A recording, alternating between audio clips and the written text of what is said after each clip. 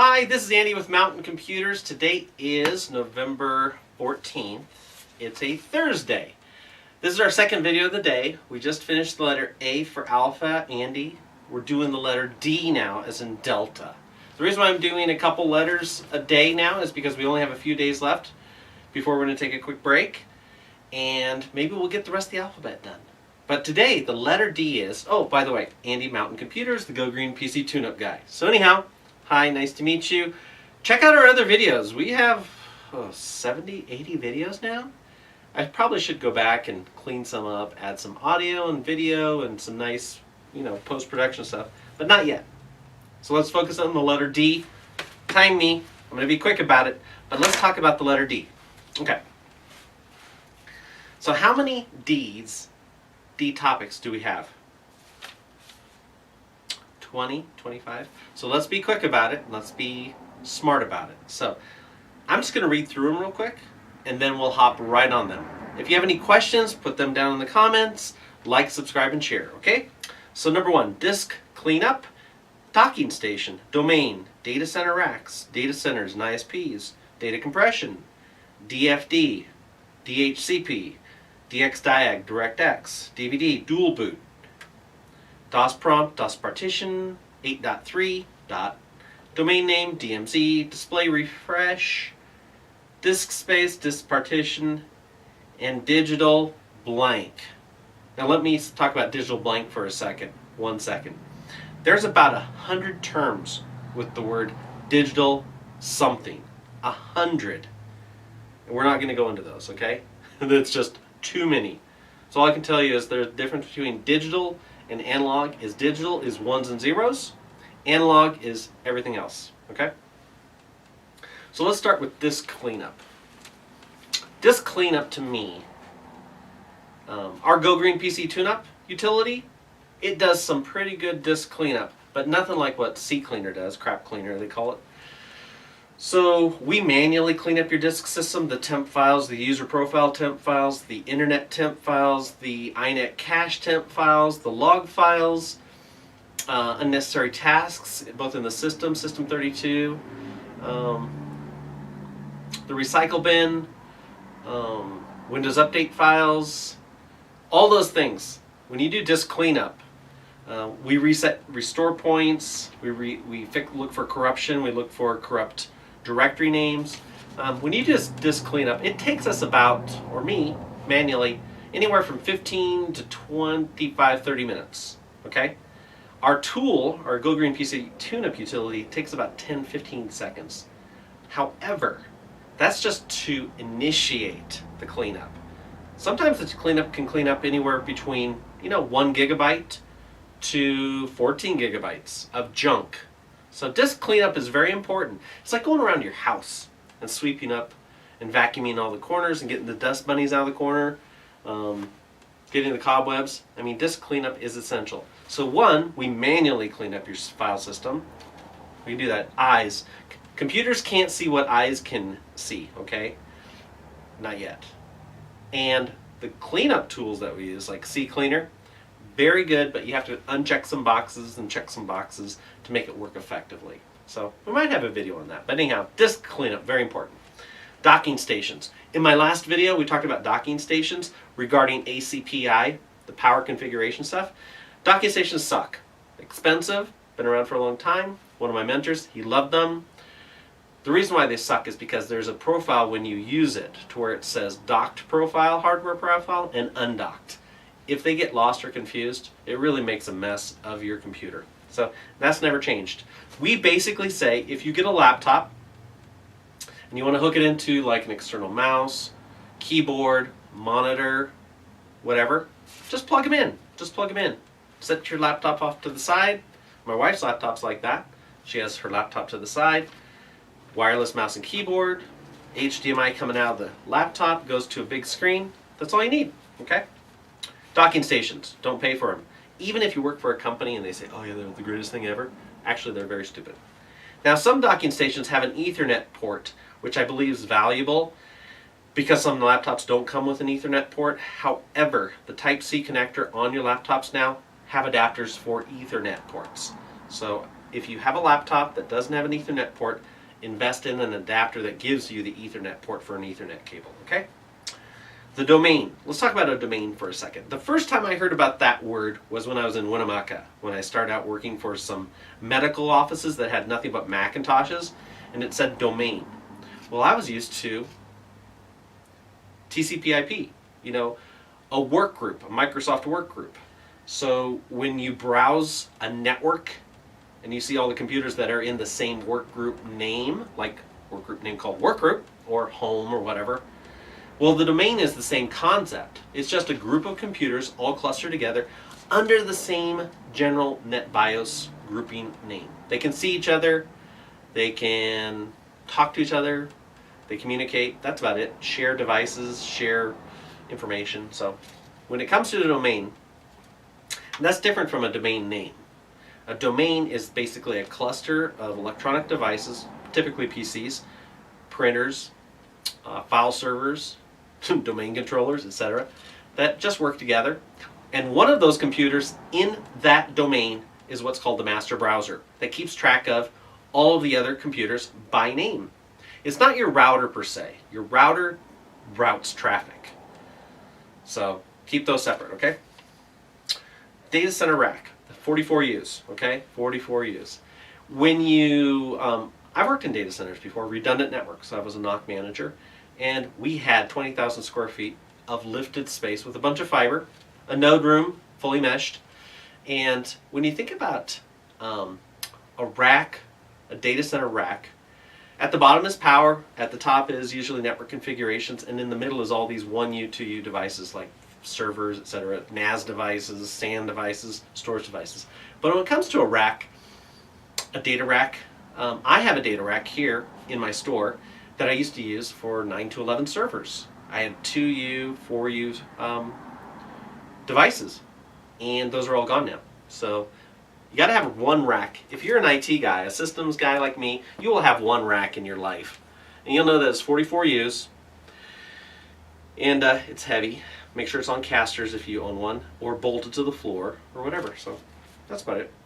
Data centers and ISPs. I've worked in 5 ISPs, data centers, in various positions, usually technical management, VP, NOC manager, systems administrator, systems engineer. Never really the network guy, but I did the networking. But I didn't do crazy stuff like some of these network engineers that have all their CCNA stuff and crazy stuff. Plus, I'm not the Microsoft kind of certification guy. I've got formal education, plus a ton of Microsoft experience, plus the ability to learn on my own. Getting certifications, yeah, I think certifications are important if you have no formal education or the ability to set up your own test environment. I set up test environments all the time. So when it comes to an ISP, buy some Cisco switches, buy some 2500s, buy some 30 Cisco Catalyst switches. Set up your home network, set up your rack, set up your servers. Get trial licenses, get trial applications, get trial network appliance things so you can learn. So all I can say is, when it comes to in a data center, you can simulate a data center in your home, in your office, and learn from it. So it's very important. Data compression. Okay, zip, Z-I-P. I had a client just call me the other day and said, I'm getting this thing to renew my WinZip. I was like, where'd that come from? Well, apparently he thought he needed it, and you don't, because zip, there is WinZip still. It is a product you can buy, but it's not required because Windows, Microsoft Windows, and I believe other utilities will naturally open that up and extract your files. They're not like RAR files. They're not like tar or GZ files. So anyhow, 7-zip is really cool if you need to decompress anything. WinZip, no, not so much. But data compression, I was telling you about LHA, LZH format. Those are cool. But data compression is important because it actually improves the integrity of files. So for archive purposes, it's probably best to compress them. Okay? Let's talk about DFD. What does DFD stand for? DFD. Okay, look it up. DFD stands for data flow diagram. Okay, remember I have a book that says, what's my value add? and some other book, I can't remember, but it speaks about the 8.5 by 11 piece of paper that I use for every business I support. And I basically diagram the business from a high level with all the critical connections. Where's the demarcation? Where's the server? Where's the main printer? Where's all the computers? Where are all the important people and desktops? When you have a data flow diagram, it's the same concept. It's a mapping tool. It's a visual aid to help you understand an organization. So DFD, data flow diagram. Use Visio. Use other mapping tools, mind mapping tools. There's free ones out there. So look around. Get data visualization tools. Very cool. Data flow diagram. Input, output. Beginning, end. Okay? It's in church, this pastor once said, you're here and you want to be there. How do you get from here to there? Well, a data flow diagram will show you how to get from here to there. Okay? It's an interesting concept. Never thought about applying it that way. But if you want to be here and you're there, a data flow diagram will say, this is how you get there. These are the steps. These are all the decision trees. These are all the yes, no, maybe, processing, I/O, externals, internals, import, export. So it's very cool. Think about data flow diagrams. Boxes, circles, squares, triangles, arrows, dotted lines, those kind of things. Labels, north, south, east, west, a compass. Understand how to do that stuff. So very cool. Data flow diagrams. A lot about project management there. DHCP, Dynamic Host Control Protocol. When you plug your computer into your home network or your business network and it starts talking to the internet and there is no static TCP/IP configuration in it and it just starts talking, it's because you plugged in something or went wirelessly and some service on a router or server that said, hi, nice to meet you, let me give you a number, and that number is the TCP/IP address, either IPv4 or IPv6, and I'm going to let you talk to the internet with whatever rules that I may have already been programmed to allow you to do what you do. But DHCP, Dynamic Host Control Protocol, you can only have one on a network. Not the wires, because you can have multiple, wire configurations. However, DHCP is only allowed on the same network. Only one can be running. Multiple ones cause a lot of havoc. How do you figure it out? Well, you'll figure it out when people start to not see each other, things disappear, blah, blah, blah, so on and so forth. So DHCP, very cool. Learn it. DXDiag and DirectX. That's gamers.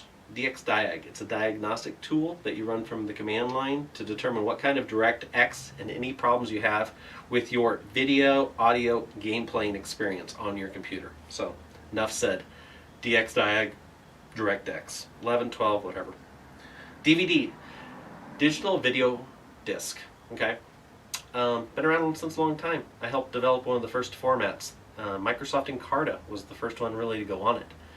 Very cool, back in like 1995. So, DVD replaced 1.44 floppy disks and other disks to save space. So a DVD is how much disk space? What is it? I totally forgot. I totally spaced it. It's like 2 gigabytes, 2 gig, 4.7 gig. Yeah, 4.7 gig. Anyhow, DVD. Dual boot, Grub 2. VirtualBox. Dual boot. I can't tell you how many people think they're really smart by having a computer that dual boots, but there is a rhyme and a reason for it. Dual booting allows you to isolate your computer's operating system, multiple operating systems, on the same hardware. You can virtualize it using VirtualBox or VMware or something like that. But in the old days, you had to install like Apple. You could install Windows and Apple OS X on the same Mac hardware as soon as they got away from the Motorola 1600 chipset and went Intel. So moral of the story is, when you dual boot and it gets corrupted, you might as well just make sure your data's backed up and make sure you can reload everything and put things back in the way they were, restore stuff. So dual booting, very cool. Dual booting is very cool. However, if you run into problems, all bets are off. Okay, even Linux versus Windows. Okay, Grub 2 replaces Grub. DOS prompt. I will not hire somebody into my company unless they understand the command prompt and get around. The terminal. Okay, just the way it is, folks. Everybody knows how to use a mouse. Everybody knows how to use a GUI. But sometimes scripting and command prompt stuff is just required in the engineering field. Okay? You got to know how to type without looking at your hands. Now I know it's some really great hunt and peckers, you know, people just but it sucks. You can't get to 300 words per minute burst mode fixing a data center node room in the dark with a mouse. It just doesn't work like that. I mean, maybe, but in most cases, command line interface, CLI. That's where the DOS prompt comes in. DOS partition, next subject. Remember, it used to be 2 gig per partition. That had to do with the file format system, okay? FAT32, FAT16, and then it went to GPT, and so you could go over 2 terabytes and so on and so forth, depending on the operating system, like NT, Windows 2000, etc., etc. So anyhow, DOS partitioning, that's a good subject. That's a separate video altogether. But in Linux, you use gparted. Very cool. Gparted is a great partition management tool. Diskpart in Windows. Get a live CD. Get a bootable jump drive with Windows on it. We used to have floppy disks like for MS-DOS 622, MS-DOS 5, where you could boot to the floppy disk and then do your disk management, disk partition management there. Very cool. 8.3. Remember the old days of file systems where you had 8 letters and then a dot and then a 3 for an extension? I just got to go down memory lane for a second and tell you about that one. I hated it and loved it at the same time. You could really have fun with that 8.3 thing. Domain name. We're halfway there, okay? Domain name. Let's talk about domain names and registrations. Those are domain names like mountaincomputers.org. That's a domain name, a .org. .com, commercial, .org. Usually non-profit, but .org is what we use because .com was taken and too expensive to buy. .net, ISPs use that. Domain names. .tv, you name it, info, .usa, and then use the ones for countries like .us, .es, .ru, .ch, China, Russia, you know. ES is Spain, I believe, is Spanish, so on and so forth. So think about it. .ph, Philippines. TH, I think Thailand, I don't know. But yeah, get to know your domain names. There was a time before 1997 that Network Solutions was the primary domain registration in the United States before they became deregulated. And over across the pond in Europe, it was NetNames. Net.names? Names.net, something like that. And they were the only 2 games in town. That was it. But you had ICANN, which is the International Canonical Association of Names and Numbers, which basically ruled the world when it came to the internet. That was post-takeover organization policy management at a high level for DARPA. I mean, that was the government, U.S. government's advanced research section. However, ICANN became all of the NICs, you know, the network interchange, whatever. You got ARIN, you've got APNIC, you've got LACNIC, which is Latin America, APNIC, which is Asia Pacific. You've got AFRICANIC, you got APAC, right? APAC, Asia Pacific. I already said that one. Latin. What's the one for the East, for Europe? I forgot. ARIN. I forgot the one for Europe. There's like 5 of them. Basically cover the continents. But anyhow. Domain names. They only cost like $10 a year. Okay? Cheap. If they're already been owned and you have to buy it for a lot of money, that's questionable. So don't get too crazy with names, but the names should be related to your business or related to your trade name. Okay? So domain names. Okay? Once it's like a domain name is like a title for your vehicle. Okay? I don't like that, so I'm going to pause it just for a second. Okay? Okay, we're back. So anyhow, domain names. Yeah, domain names. Register them. Don't get too many. Just get the key ones that you need. So let's talk about DMZ. A DMZ is basically in your router. It stands for Demilitarization Zone, but it's really a device or a network device that goes through your router, and there is no filtering, no guarded protection. It's just pass through. It's a pass through configuration to where the whole internet or the other side of a network can see through the routing device, no protections, no policies, no whatever, and goes straight to another device, like a file server, a web server, an email server, whatever, exchange server, database server, you name it. So anyhow, that DMZ can be on or off in most home routers. Business routers, it's a little more complicated than that. For the most part, DMZs are cool. I've used them from time to time. Rarely, but just know that they're there in case you need to do 100% testing to make sure that some sort of service or server or device can see the internet fully exposed without any firewalls. So anyhow, DMZs. Display refresh rate. Back in the day when we had CRT screens, we had 60 hertz up to 72, 75 hertz.